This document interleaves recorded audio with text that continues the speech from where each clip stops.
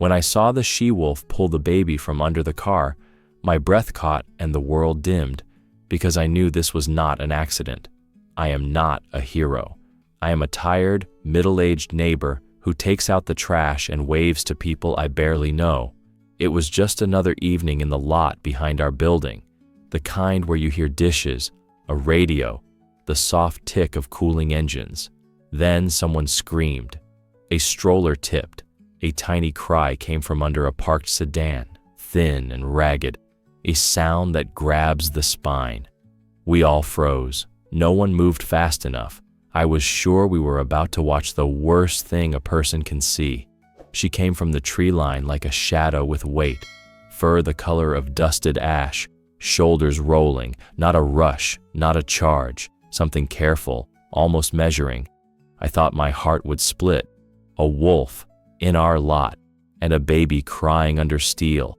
I believed she would finish what fate had started. I truly did. I braced for it, bitter metal in my mouth. I thought that was the end, that the story had already closed on a line we would never forgive. But she did not look at us, not once. She lowered her head to the bumper and slid her muzzle under, scraping on gravel, eyes fixed where that thin cry trembled. She listened. She adjusted. She pushed deeper until the fur along her back brushed the oil pan. Her ribs tightened. The baby sobbed, a little hiccup of life that sounded like a plea. She paused there, still as a held breath, and I swear I felt her counting. Then she took the baby, not with the bite I feared. She gripped the blanket, not skin. She found the cloth with the gentlest angle of her teeth, the way a mother dog lifts a pup. She tugged once, twice, and the tiny body slid free from the dark. Little hands flailed. I saw the curve of a cheek, the damp heat of a tear. My stomach turned over. I wanted to run, to throw myself forward, to do anything but stand. She backed out slow, careful of the bumper, careful of the soft thing in her mouth. Gravel clicked under her paws. People shouted. Someone threw their arms wide like that could stop a wild thing. She did not flinch. She stepped into the open and turned her head, and in that turn I saw her eyes. She was not looking at us. She was watching only the baby. Something broke in me at that, a fear, and then a second fear, and then a different feeling I do not know how to name. She held that tiny life as if it were hers to guard. Her ears were forward, her tail hung low, not threat, but resolve. A sound rose from her chest, not a growl to warn us off, but a note I had only ever heard from dogs speaking to their own young. I felt heat behind my eyes. I could not believe what I was seeing. Someone rushed. She pivoted, light as breath, and put a car's length between us, the baby swaying in the blanket, like a small moon in a net. She trotted toward the trees, not a sprint, almost a path she already knew. I moved without choosing to move. Others did too. We formed this staggering line of humans who could not keep up with what was happening. Someone yelled to call for help. Someone else sobbed. I kept my eyes on her shoulders, on how they stayed steady, on how she checked the ground before every step. I thought she would vanish then, melt into the green and be gone, and that would be the last memory we ever had, the one that wakes you at night and does not let you breathe. But she slowed at the edge of the trees and turned that face toward us again. The baby let out a thin, living wail, and the she-wolf held still, as if that cry was the only language she trusted. She blinked. Twice. I could not read it, yet it felt like intention. I do not know why I followed. Maybe because she had done what none of us did. Maybe because the moment demanded a witness. She stepped into the shadow of the woods, the baby safe in the cradle of cloth and teeth, and I felt the lot go silent behind me, the entire world narrowing to paw prints, leaves, a sound like water somewhere deeper in. I thought that was all. I thought she would disappear into wildness and leave us with a story that would never make sense. But she kept glancing back, like a guide who wants to be seen. and I still cannot tell you where she was taking that child or why my legs started walking after her, only that I knew this was not over. I stepped off the asphalt, and the trees swallowed the street noise. Branches brushed my sleeves, the air went cool and damp, and her paw prints stitched a clean line ahead of us. Someone behind me cursed, someone prayed. The baby cried again, high and thin, and the whole forest seemed to hold its breath around that sound. I felt my legs shake. I told myself to stop, to think, to wait for help. We had already braced for the worst. She did not run like a thing escaping. She moved like a thing leading, a steady trot, a pause, a glance over her shoulder, another step. I wanted to hate her. I wanted to be brave and throw a rock. All I could do was follow the white tip of her tail between ferns that slapped back at my knees. She kept looking back like she was calling us. Anger burned off into something smaller and sharper. Helplessness, maybe. I heard the baby again, and it cut through me like a wire. One of the neighbors broke a dead branch and carried it like a club. Another had a phone to his ear, saying the words for 911, voice shaking, telling them a wolf had a child and we were in the green belt behind the lot. I tasted metal. I tasted fear. I tasted a strange hope I did not trust. She slowed where the path narrowed. Her paws placed themselves like careful hands. She adjusted the grip on the blanket, delicate, exact, the way a seamstress pulls a thread. The cry hiccuped and fell, then started again. I thought my chest would split open. She glanced back once more, eyes catching light through the leaves, and I felt spoken to without a sound. The ground dipped into a small swale, damp and mossy. She stopped there and listened, head tilted, ears twitching at a far sound I could not hear. She could have vanished. She could have melted into the brush with 2 strides. Instead, she waited until we caught up enough to see her clearly. She pinned us there with a look, not challenging, not pleading, but steady. I realized I had stopped being afraid of teeth and started being afraid of misunderstanding. A crow called. The forest answered with silence. The baby whimpered, then coughed, and the cough was wrong, wet at the edges, and every parent in that line of neighbors knew it. The man with the branch took a step. She matched him with a step of her own, not away from us, but around the baby, circling once, placing herself so no one would stumble into him. It felt like choreography. It felt impossible. It felt like she had made a decision none of us had the courage to make. We spread in a half ring. My hands shook so hard I had to lace my fingers to hide it. Anger flared again in someone's voice. Give him back. She did not flinch. She kept her gaze on the child and then, for a heartbeat, on me. I do not know what she saw. I only know I felt seen. The forest pressed closer, needles softened our steps, sap sweetened the air, the world shrank to her paws, the blanket, the tiny face flushed with effort. She set the baby down for a breath and nudged the cloth into a safer hold, then lifted him again with that same impossible care. She turned and started forward, unhurried. I wanted to believe she would lead us to a place where we could take him. I wanted to believe anything that would make sense. We had already braced for the worst, and the worst kept not happening.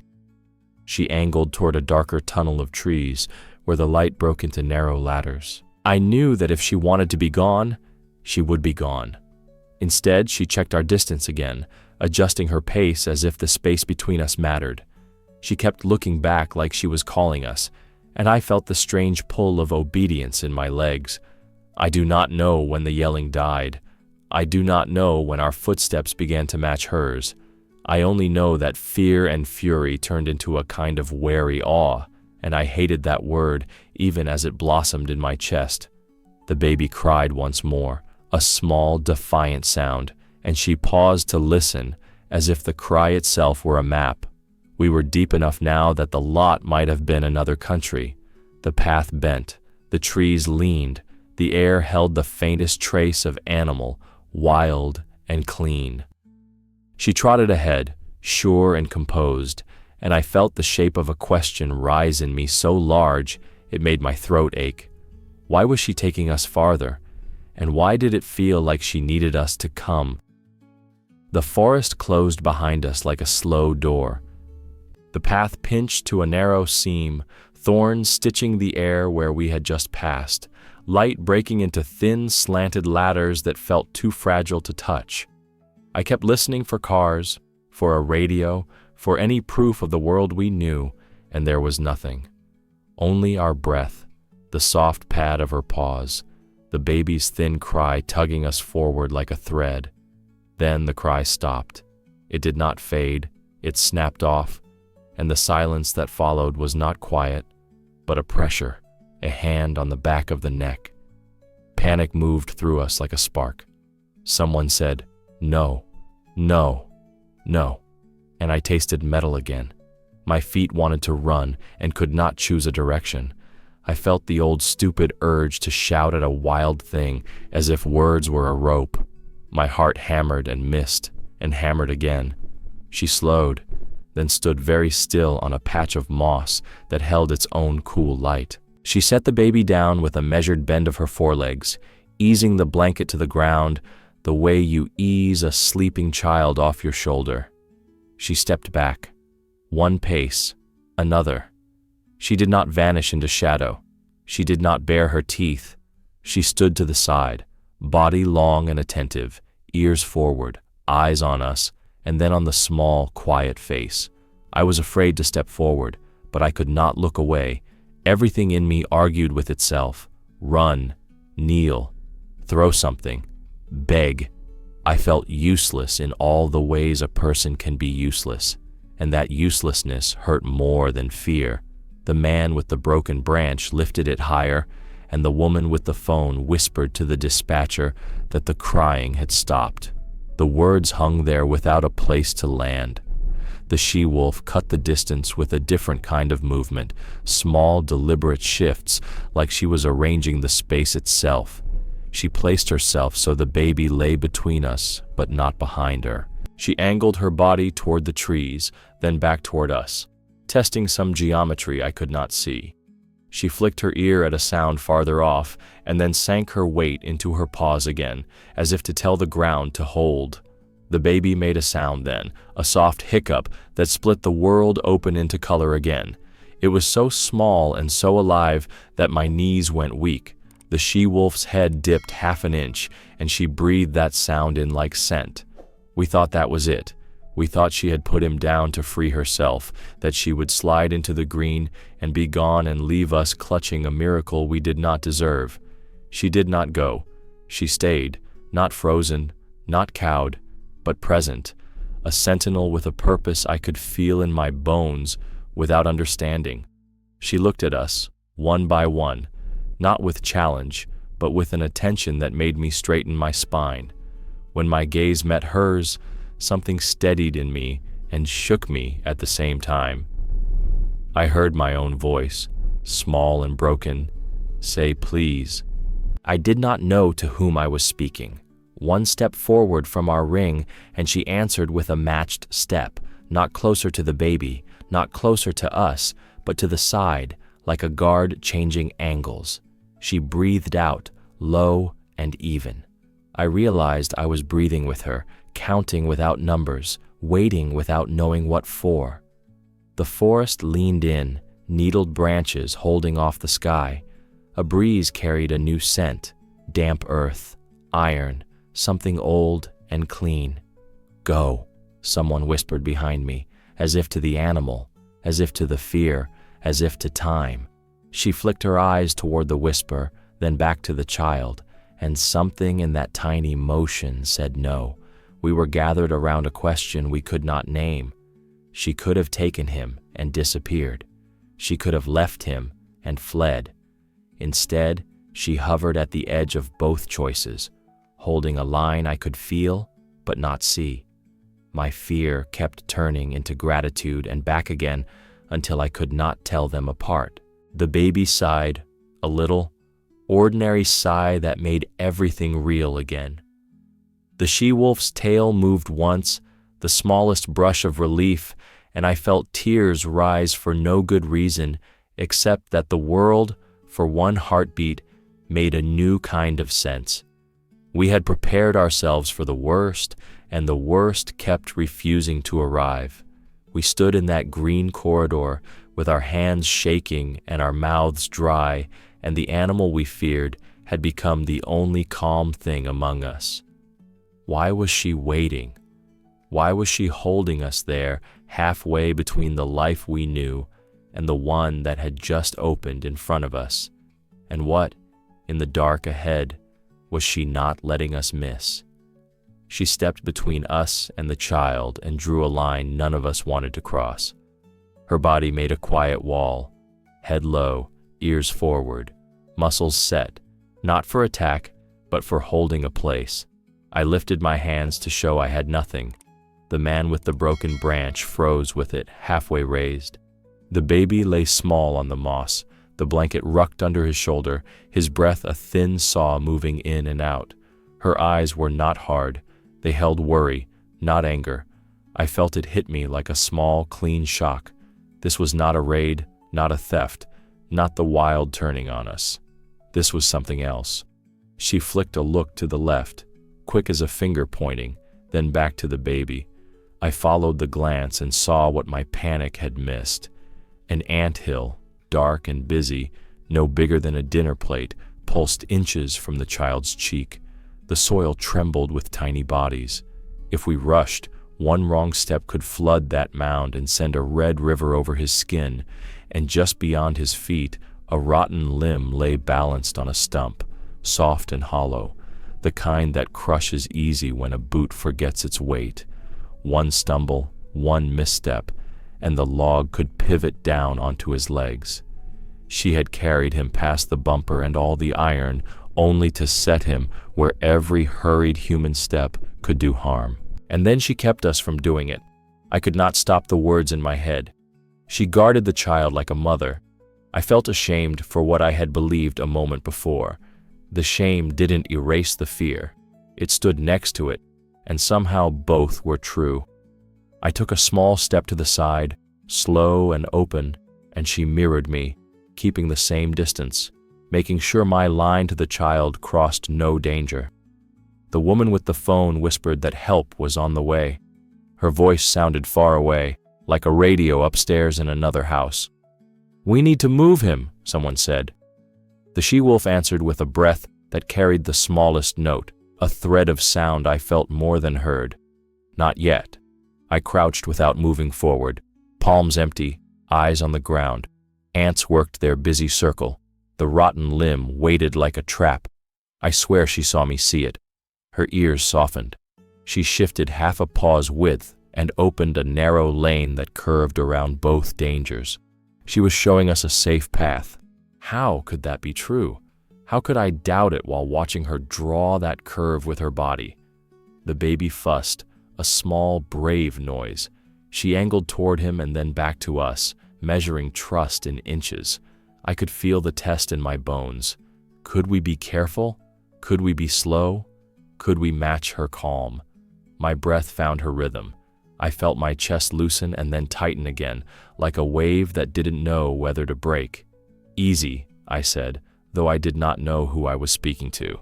The man with the branch lowered it. The woman with the phone nodded without meaning to, as if the animal had given an order. We edged to the right, toes feeling for roots, heels lifted so the ground would not thump. She watched our feet more than our faces. She kept glancing to the baby and then back to the anthill, her worry like a light. When we were set where she wanted us, she stepped sideways and gave me a clean look at the child, a soft look, as if to say, "Now you can see." His eyes were open. His mouth made small shapes. There was color in his face. I felt my throat close with relief so sharp it hurt. The log stayed still. The ants kept their kingdom. The worst did not happen because she did not let it. We decided she would leave now. We decided we had passed whatever unseen rule she had set, that she would melt into the trees and be gone. She stayed.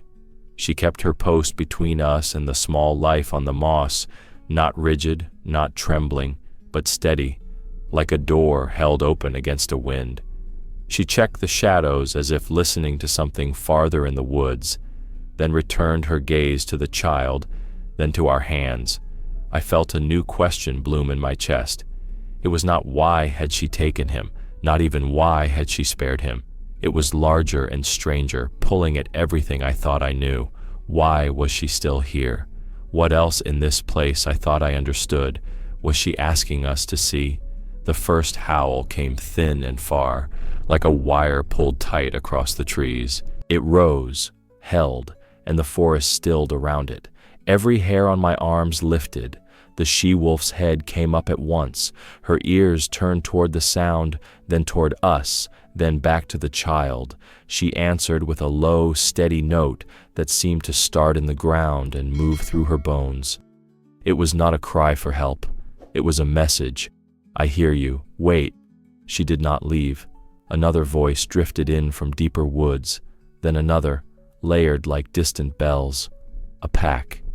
We all felt it at the same time, a pressure under the ribs, the way thunder comes before you see the clouds. The man with the broken branch lifted it again. The woman with the phone whispered that help was coming. The baby breathed a small, even breath that sounded like mercy. The she-wolf stepped once, not toward the trees, but to set her body between us and the direction of the calls. She angled herself so the child was in the triangle of her chest and our hands. Her eyes found mine, and what I saw there loosened my knees. Not claim, not hunger, worry, bright and human. She looked at me like I was her own. Something inside me flipped from fear to duty so fast it hurt.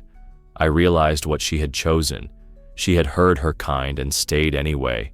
She was not going to leave that baby until someone human took him. I felt the shame of every bad story I had ever believed about animals, and right next to it, gratitude so strong it made my teeth ache. She nudged the blanket with the soft edge of her muzzle, a tiny push that shifted the baby a palm's breadth away from the anthill and the rotten limb. Then she set her feet and held the line again, eyes moving from our tremor-shaking hands to the dark where her family called. I watched her breathe once, slow and counted, as if she were buying us time with air. The pack called again, closer now, a shadow of bodies we could not see. She answered, low and firm, shorter this time, like a mother telling rough children to stay back. No snarl, no show. A boundary set with sound. It was impossible not to hear the meaning, even without words. I thought the miracle was over. I thought this was the end of it, that we would scoop the baby up, that she would slip away into the trees and become a legend we only told in whispers. But she stayed planted, watchful, refusing to give the forest what it wanted from her until we did what she wanted from us. She cut her gaze to me again, and I understood it as clearly as if she had spoken. Take him. My throat worked, and no sound came out. I lifted my hands, open, slow. The man with the branch laid it down. The woman with the phone nodded, eyes wet. I moved along the narrow curve she had shown us, careful of ants, careful of the dead wood. Each step felt like walking on the rim of a bell. The baby made a small, hopeful sound, and my chest cracked. Easy, I said, though the word belonged to her, not me. She matched my pace with tiny shifts, opening the space inch by inch, holding everything steady with her calm. Her tail hung low, not fear, not defeat, but discipline. I had never seen courage shaped like that. If your heart is pausing right now, you understand. Subscribe. This is where the true stories of nature live. The wind shifted. A scent I could not place slid through the corridor, wild and clean, and the pack's voices thinned as if they had hit a wall. She had made that wall. She had made it with her body and her voice and that impossible decision to keep the child in the world of people until we proved worthy to take him back. I inched closer and knelt, my fingers hovering over the blanket. She watched my hands, not my face. When I gently slid the cloth a fraction, she let out a breath that felt like permission. The baby's mouth opened in a silent cry, and then found its sound, thin but sure. I looked up at her. For a heartbeat, we held each other's gaze, and there was nothing in me but thank you. I thought that was the last exchange we would have, the last moment of understanding before she turned and vanished. Then the forest answered with a new sound, branches shifting, paws in leaf litter, a hush that moved like a body without a shape. The pack was no longer far. They were here, somewhere just beyond the green. The she-wolf's ears lifted. She did not step back. She did not step forward. She stood over the line she had drawn and waited for us to finish what she had started. What would happen now? Would her own turn on her choice? Or would the wild obey her the way we had and give us one more breath to bring the child home? They stepped out of the green like thoughts you don't want to think, not all at once. First a shoulder in shadow, then a tail tip, then eyes that caught what little light there was and held it. The pack spread along the trees the way rain spreads on glass, each wolf a piece of night with breath. Someone behind me gasped. Someone said, "Don't move." I could hear my own pulse in my teeth. She moved before any of us did. She set herself between the pack and the child so exactly that I felt the geometry of it. Chest squared, head low but steady. One paw half a step forward, a hinge she could swing either way. The baby made a tiny sound, and the nearest wolf twitched, and she cut him off with a single, sharp breath. Not a snarl, an order. Fear rolled through our little line of neighbors and came back again. The man with the broken branch lifted it and then let it sag. The woman with the phone pressed it to her chest like a charm. I kept my hands open where she could see them. I did not know who I was protecting anymore, only that protection was the only language left. The pack tested her. A younger one crept in a half circle, paws soft, eyes flicking to the small bundle on the moss. She answered with a sideways step and a glance so clear it felt like speech. Back. He stopped. Another wolf leaned his head, lip lifting a hair, a question sharpened into tooth. She gave him a low, flat note that had no room for argument. He looked away first. Minutes turned to a slow boiling forever. The forest held us like a bowl. A fly traced a lazy loop by my ear, and even that sound felt too loud. The baby breathed. The wolves breathed. We breathed. I could not find the line between them and us anymore. I felt the strangest thing settle in my chest, heavy and clean. A wild animal was protecting a human child from her own kind. My mind kept trying to reject it, and my eyes kept fixing it back in place. She glanced at me once, quick and bright, and I knew what she was asking. Hold. Do not rush. Do not ruin the one thin thread holding this together. She looked at me like I was her own, and I held my ground because she told me to. A gray male eased forward another inch. She did not turn her head to him. She moved her body instead, a small angle that put her shoulder in his line and shut the door without noise. He huffed, frustrated, and licked his nose. The message ran through the trees like wind. The boundary stands. I watched her tail hang low and steady, the flag of a mother deciding for all of us. I thought one more heartbeat would blow it wide open. I thought the whole scene would shatter into teeth and screams and blood on leaves, because how could it not? It seemed one more moment and everything would snap. It didn't.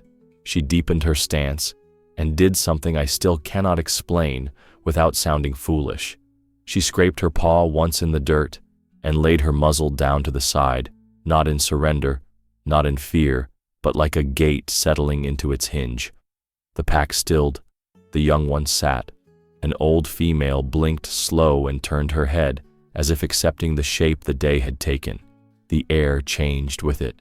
Not safer, not easy, just possible. The woman with the phone whispered that help was close. The words felt tiny, like little paper boats in a river too strong. I could see the anthill at the child's cheek and the rotten limb at his feet, and I knew we had learned the map she drew for us.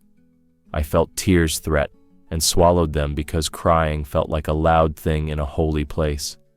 The nearest wolf tested again with a single step.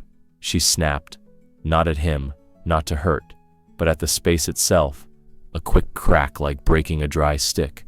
He froze. She took that stillness and pressed it across the whole line of them. Command flowed out of her body like heat from a stove. I had never seen leadership so silent. I realized then that she was buying us time, not with teeth, with trust, with risk, with the kind of courage that holds rather than strikes. The paradox struck me so hard I had to shift my feet to keep from swaying. A creature we fear was the reason fear had not won. I looked at the baby. He was pink and furious and alive. I looked at her. She was steady and tired and unyielding. I looked at the pack and saw what I had never expected to see in wild eyes. Patience earned by one of their own. We were all waiting on her choice. What would she do? Lunge and drive them back again? Turn and lead them away while we took the child? Push forward and escort us like an impossible guardian to the edge of the trees? I held my breath without meaning to, hands still open, knees ready to fold, every second a held note that could break either way. She lifted her head. She drew one slow breath that felt like the first after a long dive. And then she lifted her head, gathered herself, and did the most impossible thing yet. She stepped back from the child and opened the space in front of us, leaving him on the moss as if placing a gift at our feet. No rush, no panic, a measured retreat that said, "Take him." Her body was still a wall, but now the door inside that wall stood open. I moved first because my legs did it for me. My hands were empty and shaking. I followed the safe curve she had taught us around the anthill and the rotten limb. She watched my feet like a teacher watches a child cross a street. When I reached the blanket, I paused. My fingers hovered. I looked up. She was looking straight at me. There was no challenge in it, no heat, only a worry so clear it made my throat burn. There was such a plea in her eyes that I cried. The tears came without warning, hot and sudden, and the world blurred. I nodded at her like a fool, like gratitude could be a gesture. She held my gaze one heartbeat longer, as if committing my face to some ledger I will never see. Then she turned her back to us and faced her pack. It was the boldest act I have ever witnessed. She gave the soft, living weight behind her to human hands and put herself nose to nose with the wild. Her tail stayed low and steady, her shoulders squared, as if to say, "This is mine to carry." The nearest wolf twitched, offended by the change, and she flattened the air with a breath that snapped like a twig. The line held. I slid my hands under the baby. He was warm and small and furious, a spark trapped in cloth. When I lifted, he wailed, thin and strong, and the sound cut through the trees like light. The woman with the phone sobbed once, just once, and covered her mouth. The man with the branch dropped it into the ferns and pressed his palm to his eyes. For the span of a single breath, the forest went quiet in a way that sounded like respect. We stood inside that silence, and I felt something pass between all of us that I do not have words for. Not a truce, not a bargain, a recognition. I held the child. She held the line. The pack held back. The world, for one impossible instant, agreed with itself. We thought that was the end. We thought the spell would release, and each of us would go back to the life that made sense. We would carry the child out, and she would vanish into the green, and this would turn into a story too bright to look at straight. But she did not leave. She made a small circle, 1, 2 careful steps that set her body across the path the pack might take if they surged. She checked their eyes, one by one, and I watched their shoulders soften under her stare. The old female blinked slow. The young male sat, restless, then settled because she asked him to without a sound. She carved calm into the space with the simple fact of her standing there. I took a step back with the baby, then another. The blanket rubbed my wrists. Every muscle in me wanted to run. She glanced over her shoulder just once, quick as a bird, making sure we were moving, then refaced the wolves. It felt like being escorted by something holy that would not call itself by that name. We edged toward the thin ladder of light that was the path out. My knees were water. The baby hiccuped and settled. The forest breathed with us. The pack shifted its weight in the shadow, a tide held by the moon of her will. I kept finding my eyes on her profile, the line of ear and cheek and jaw etched with focus, and I wondered how many times she had done this for her own pups, how many nights she had stood like this with her ribs between danger and a small heartbeat. She had guarded the child like a mother. She was guarding us now as if we were hers. I thought I could finally breathe. I thought the last thread of the day would smooth itself into safety and let go. A new sound came from the deeper brush, a low, impatient huff, weight behind it, the kind of sound that means cost. The pack's patience thinned at the edges, heads lifted, ears tipped forward. The line trembled. She did not step back. She did not yield. She lowered her head a fraction, muscles wiring tight along her shoulders, and I understood that her choice carried a price I could not pay for her. What would become of her when we were gone? Would they forgive what she had done for the hairless young of another kind? Would she be driven, challenged, made to bleed for the boundary she drew? I held the child tighter and tasted the wrongness of leaving her to whatever came next, even as I knew there was nothing human enough in me to stand for her in that world. She flicked her ear, one last measure of the moment, then fixed her gaze on the wolves and braced. I kept walking, step by slow step, the baby warm against my chest, and felt the question follow me like a shadow out of the trees. What would happen to her now that she had given us back our own? I backed along the thin seam of path with the baby tight against my chest. His breath warmed through the blanket, quick and stubborn, the best sound I have ever heard. Behind me, the lot was only a sliver of light. In front of me, she held the line. The pack shifted, a weight moving under leaves. I took another step, another. A siren ghosted the edge of the world, faint, far, real. Someone behind me whispered, almost to God, almost to her, almost to the child. The young male in the shadows rose, hungry for motion. She cut him with a look, and he froze like ice. I reached the first clean bar of daylight and turned my shoulder so the baby wouldn't brush the branches. He fussed, then wailed, thin and strong and beautiful. The sound slapped against the trees. The pack stirred. My heart slammed hard enough to hurt. I thought this was the moment it would all break. I thought one more breath and everything would tear. She chose first. She stepped sideways, putting her shoulder against the tide of bodies, and gave a short, firm note that said, "Go with me, not run, not fight, move." The old female blinked slow and rose. The young male huffed, wanting the wrong thing, then followed because she had already decided for him. She took 2 steps into the deeper dark, checked us with the smallest turn of her head, and then led them the other way. It was the strangest relief I have ever felt, heavy enough to make my knees go. She was taking danger away from us like a person picks glass up from a floor before walking a child through a kitchen. I stood for a beat that stretched like a bridge and watched her uncurl the pack into the woods. Not a chase, not a scatter, a quiet, confident taking away. Before the leaves swallowed her, she looked back over her shoulder. It was not long. It was not dramatic. It was steady and human and impossible.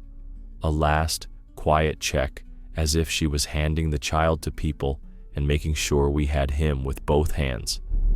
Something in me broke and opened at the same time. My eyes blurred. I nodded again, useless and true. Then she was gone. and the green closed soft behind her as if the forest had been waiting to take her secret back. I stumbled into daylight like a diver clearing the surface. The lot was suddenly too bright. The air felt thin. People rushed and then stopped themselves and then rushed again because I had the child and none of us wanted to jostle him. Hands opened around me like petals. I let go because it was time to let go, and the blanket slid from my arms into the arms of someone we knew, someone whose face I cannot describe now, except that it was wet and shaking and alive. The siren came close enough to paint the trunks with a pulse. Voices with radios, black boots, soft hands that knew how to touch small ribs without making them hurt. They asked 100 questions, and I think I answered none of them. I could only say, "He's breathing, he's breathing, he's breathing." The baby cried, then hiccuped, then settled into a thin, stubborn rhythm that sounded like a second chance. I looked back at the trees, waiting for teeth, for eyes, for the story to punish itself for being beautiful. There was nothing, only the quiet that happens after a truth is spoken out loud. Neighbors talked over one another, each of us telling the same thing in different words because we needed to hear it to believe it. I heard myself say she lifted him by the blanket, not skin. I heard someone else say she slowed down so we could follow. Another voice said she stood between us and them like a door.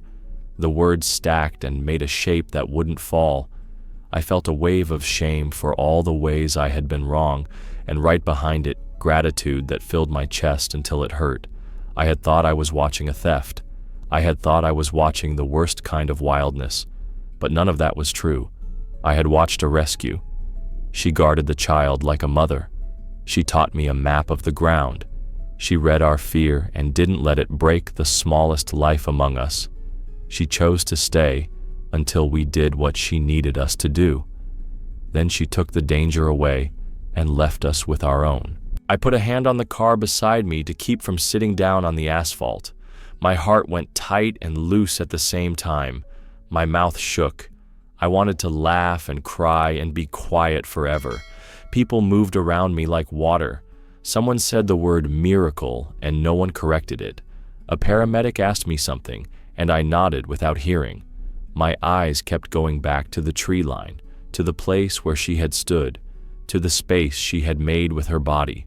I tried to fix the exact shade of it in my head so I would not lose it when sleep came and tried to take it away. I kept seeing her last look, that calm check, that handover that wasn't a hand. This doesn't happen. That's what my mind kept saying, the way a clock keeps time even after a power outage. This doesn't happen, but I saw it. I saw it with my own eyes. My heart stuttered and then smoothed, and I had to press my fingers under my ribs because there was a pressure there that felt like tears trying to turn into breath. I wanted to thank her out loud, even though she was already gone and would not care for any word I had. I wanted to promise her something I could not name. The baby coughed, and then let out a small, angry sound, and a cheer rose and died because we were too close to sobbing to hold anything loud. People hugged without asking. People stood alone and looked at their hands like they were new. Later, when the lights were off, and the lot was only a lot again, and the forest looked like trees, I kept turning the day over in my head like a stone, smooth on one side and sharp on the other. I kept thinking about the moment she turned her back to us and faced her own, about the cost she might have paid for that choice. I kept thinking about the way her eyes met mine and made me stand up straighter. I kept hearing the baby's thin cry as a kind of bell. I do not know what happened to her after she led them away. I do not know if they argued with teeth or if they simply followed because she had already chosen. I only know that when I walk past those trees now, my chest lifts and tightens, and I look without meaning to, searching for a shape that is not there. It does not feel real when I say it. Even now, I don't trust my own eyes. It sounds like something people make up to sell wonder. But I was there. I held the warm, furious proof. I watched a wild animal choose what I would have begged a person to choose. That doesn't happen, and yet I saw it myself. If your heart is full of reverence right now, write in the comments. Nature is wiser than us.